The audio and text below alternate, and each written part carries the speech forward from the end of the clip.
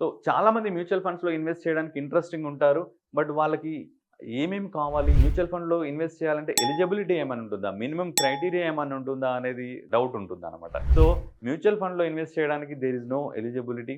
Even mutual funds can be invested by minors also. పిల్లల దగ్గర నుంచి ఈవెన్ సీనియర్ సిటిజన్స్ వరకు కూడా ఎవరైనా మ్యూచువల్ ఫండ్‌లో ఇన్వెస్ట్ చేయొచ్చు. విత్ జస్ట్ ఒక బ్యాంక్ అకౌంట్, ఒక పాన్ కార్డ్ ఉంటే సరిపోతుంది మ్యూచువల్ ఫండ్‌లో ఇన్వెస్ట్ చేయడానికి. ప్రొవైడెడ్ వాళ్ళ కేవైసీ అయిపోయి ఉంటే, కేవైసీ అనేది చాలా చాలా ఇంపార్టెంట్. సో, ఒక కేవైసీ గనక చేసుకొని ఉంటే మైనర్స్ దగ్గర నుంచి సీనియర్ సిటిజన్స్ వరకు ఎవరైనా మ్యూచువల్ ఫండ్‌లో ఇన్వెస్ట్ చేయొచ్చు. There is no education requirement. There is no income requirement. Anybody can invest in mutual funds. Either one time investment కావచ్చు, లేదా మంత్లీ ఎస్ఐపి కావచ్చు. ఎలాగైనా ఇన్వెస్ట్ చేయొచ్చు మ్యూచువల్ ఫండ్‌లో.